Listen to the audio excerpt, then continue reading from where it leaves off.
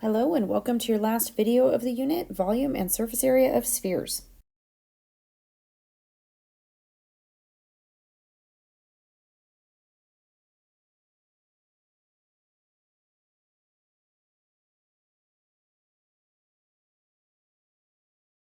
So first we have the surface area of a sphere. Up front, I'm going to tell you that the surface area of the sphere is 4 pi r squared, but I want to look at a couple reasons why that is.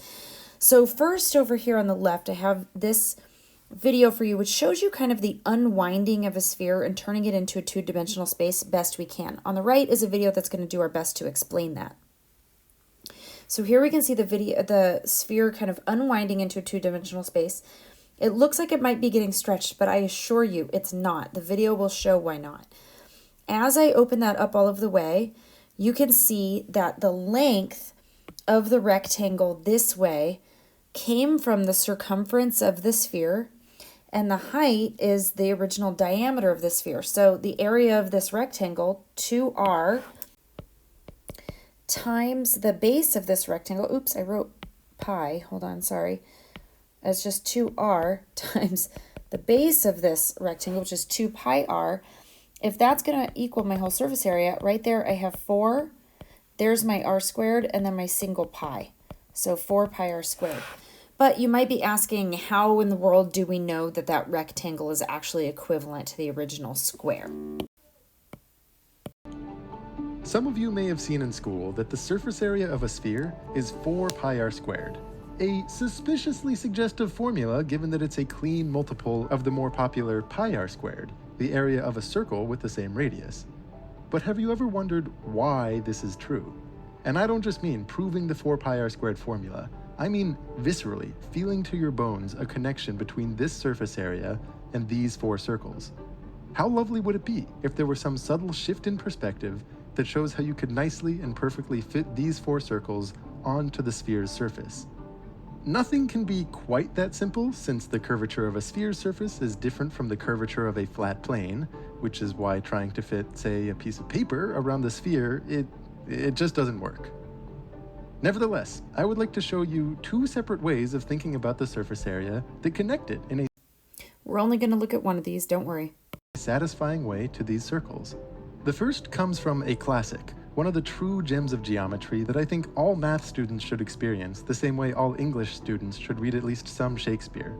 The second line of reasoning is something of my own, which draws a more direct line between the sphere and its shadow. And lastly, I'll share why this fourfold relation is not unique to spheres, but is instead one specific instance of a much more general fact for all convex shapes in 3 dimensions. Starting with the bird's eye view here, the idea for the first approach is to show that the surface area of the sphere is the same as the area of a cylinder with the same radius and the same height as that sphere. Or rather, a cylinder without the top and the bottom, what you might call the label of that cylinder. And once you have that, you can unwrap that label to understand it simply as a rectangle. The width of this rectangle comes from the cylinder's circumference, so it's 2 pi times r. And the height comes from the height of the sphere, which is 2 times the radius. And this already gives us the formula, 4 pi r squared, when we multiply the 2. But in the spirit of mathematical playfulness, it's nice to see how 4 circles with radius r can actually fit into this picture. The idea will be to unwrap each circle into a triangle without changing its area, and then to fit those nicely into the unfolded cylinder label. More on that in a couple minutes. The more pressing question is, why on earth should the sphere be related to the cylinder in this way? The way I'm animating it is already suggestive of how this might work.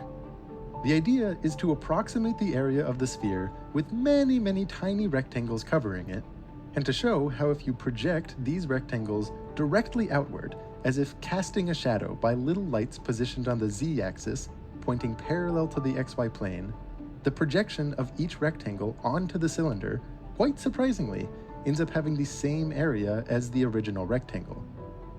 So I chose to show you this animation because it really explains how this sphere projects onto and creates the rectangle that we see here.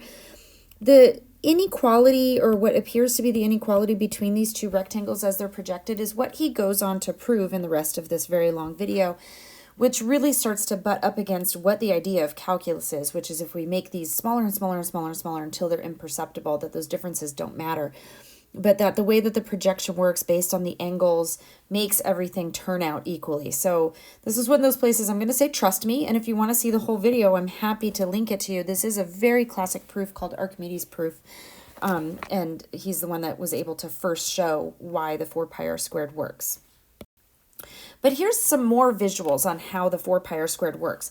If I had you guys in the regular classroom, I would bring in a bunch of oranges one day and I would have you guys doing this activity on the left. If we can create the great circle from the orange, which is a circle which is the biggest diameter on the orange, copy a few of those onto some paper and then start to peel the orange into little tiny chunks and try to fill it up. We do a pretty darn good job of filling up 4 of those circles. It looks like there's some overlapping, but then there's also a little bit of gaps happening, right? But even this one, even with the peel of the orange, you still have some 3D kind of action there, and it's a little bit difficult. A baseball's another one to kind of show you an ish of where the 4 circles come from, because this is a really good example of how we do take 2-dimensional leather and wrap it into a 3-dimensional shape, but the leather has some stretch to it, which allows us to turn that into a 3-dimensional shape. But here is what the pattern cut for the leather that we use on a baseball looks like. And you can see that it kind of has these kind of circular-ish shapes right here. And there's about 4 of them that go ahead and nest together, which there we go. There's one, and then there's, you know, the second one on that side and so forth. Of course, it's got that little bit in between, but also this circle right here is not exactly as big as the whole great circle. But it is a really good way of showing you how those 4 circles really fit on top of the sphere. So let's dive right into some examples. So remember that the surface area of the entire sphere is 4 pi r squared. Here on the left, we have a hemisphere. This part of the dome is therefore half of the sphere, so this is going to be 2 pi r squared. But then we also have down here this base on the bottom, which is going to have to be 1 additional pi r squared. So our surface area for this shape is actually 3 pi r squared. 2 pi r squared to cover the outside of the sphere, and then the pi r squared for the bottom. My given radius is 18, so all I have to do is go ahead, plug that in, and use my calculator to simplify. We get 972 pi. As always, if the problem asks you to round, you can go ahead and approximate that and do so. Here we have a slightly more complicated example, but one that should start feeling familiar to you, where we clearly have some larger shape with a smaller shape cut out of the middle of it. So let's go ahead and see what we can do here. So again, I have a hemisphere, but I have actually 3 surfaces that are happening here. I have the dome that's on the outside, I have the dome that's on the inside, and then I have this ring as well. So I've got 3 surfaces that I need to end up adding together. So I have the large dome, the small dome, and then the ring. So let's go ahead and calculate each one at a time. So the larger dome has this R2 and is going to be 2 pi times R2 squared. The smaller dome is right here. We were using that R, so we're going to do 2 pi with the little r, oops, not around the pi, squared. And then for the ring, I'm going to have to do a little bit more work. So I'm just going to leave that with the area of the ring right now. So let's see, the area of the ring. I have R2, which is 8, and then I also have R1, which is 6, which does leave me with a difference of 2. But let's go ahead and calculate that ring, and then we'll go ahead and plug that in. So that's going to be pi 8 squared, the larger circle, minus the smaller circle. So go ahead and simplify that. 64 pi minus 36 pi. And I get 28 pi. I'm ready to go ahead and plug that into my earlier formula and simplify everything together. So 2 pi times the larger radius squared plus 2 pi times the smaller radius squared plus the ring that I've separately calculated.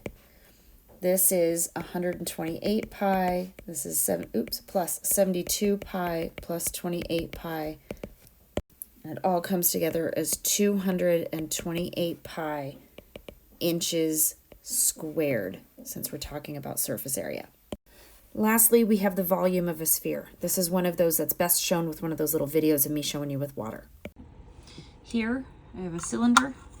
I have a cone with the same radius, the same height. The height is the diameter, or 2 times the radius. I also have a sphere and a hemisphere with the same radius, right? The height, twice the radius. See, so all of these have the same dimensions. The relationship in volume is such that 1 hemisphere equals 1 cone. Let me show you.